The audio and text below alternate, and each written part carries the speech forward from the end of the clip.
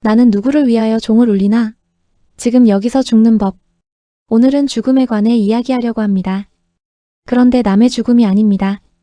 뉴스에서 보는 낯선 사람의 죽음, 드라마 속 주인공의 죽음, 우리가 슬퍼하지만 결국 내 일이 아니라고 생각하게 만드는 그런 죽음 말이에요. 오늘은 정말 뻔뻔스러울 정도로 내 죽음만 파고들 겁니다.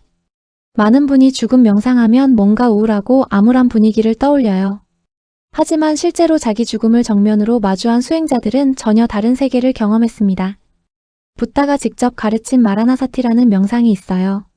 아주 단순합니다. 이 숨이 마지막 숨일 수도 있다. 나는 오늘 밤 잠들면 다시 안 깰 수도 있다. 이걸 그냥 생각하는 게 아니라 매 호흡 그 순간에 자기 몸에 직접 적용하는 겁니다. 붓다는 시신이 썩어가는 9단계를 관찰하는 부정관에서도 대상이 저 시체가 아니라 내 몸이 바로 이렇게 될 것이라는 직관이라고 가르쳤어요. 그가 열반 직전에 남긴 마지막 말 모든 형성된 것은 사라진다. 방일하지 말고 정진하라. 이건 죽음을 앞둔 철학자의 훈계가 아니라 자기 죽음과 완전히 하나가 된 존재의 고백입니다. 티베트 불교는 이걸 한 걸음 더 나아가게 했어요.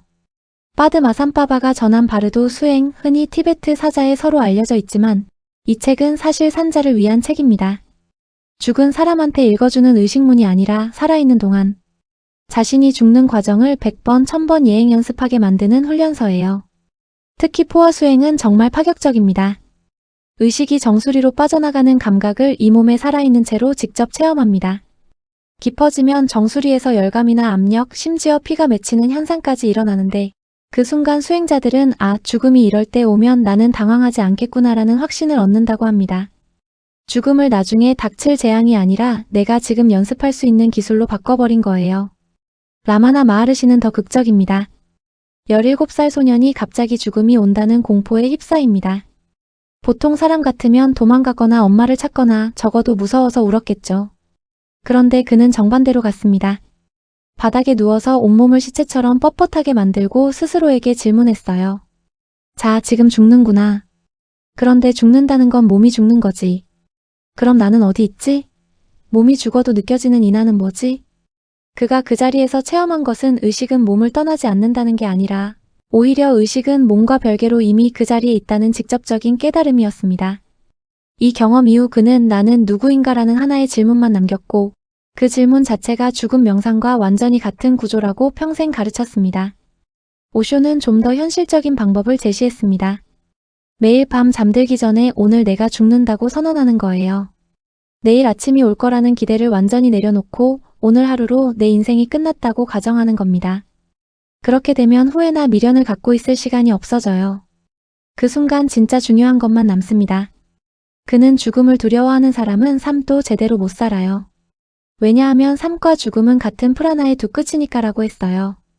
본인도 말년에 죽음이 임박하자 제자들에게 자, 이제 축제다라며 웃었고 실제로 마지막 순간까지 자기 죽음을 직접 명상의 대상으로 삼은 사람이었습니다. 우리나라 성철 스님은 더 단도직입니다. 죽어봐야 산다. 그는 평생 눕지 않고 수행했어요. 장좌불화. 그런데 그게 고행 때문에 한 게 아닙니다. 죽음이 언제 올지 모르는데 누워서 자는 순간 그 방심이 죽음의 공포가 들어올 틈이라고 봤습니다. 그에게 화두 이모고? 는 철학적 질문이 아니었어요. 지금 당장 내 앞에 죽음이 와도 나는 이것을 모르면 안 된다는 절박함 그 자체였습니다. 그래서 그는 죽음 앞에서 화두가 들리지 않는 수행은 죽은 수행이라고 잘라 말했습니다. 자, 여기서 공통점이 보이시나요? 첫째, 이들은 모두 죽음을 미루지 않았습니다. 내일 죽는다가 아니라 지금 이 호흡이 마지막이라는 수준으로 당겨왔어요. 둘째, 그 결과로 몸과 나라는 의식이 반드시 동일하지 않다는 체험을 했습니다. 철학이 아니라 살아있는 감각으로요. 셋째, 역설적이지만 죽음 명상을 깊이 한 사람일수록 삶이 더 생생해졌습니다. 소중해졌다는 말이 아니라 그냥 매 순간이 이미 충만하다는 걸 알게 된 거예요. 오늘 이 말씀을 들으시는 여러분 꼭 좌선할 필요 없습니다. 지금 이 순간 이 글을 읽는 이 호흡이 여러분의 마지막 호흡일 수도 있다고 한 번만 상상해 보세요. 두렵나요? 좋습니다. 그 두려움에 도망가지 말고 지금 내가 죽음 앞에서 이렇게 떨고 있구나 하고 알아차리는 것. 그게 죽음 명상의 시작입니다. 그것만으로도 당신은 이미 남의 죽음이 아닌 자기 죽음의 주인이 되어가는 겁니다. 감사합니다.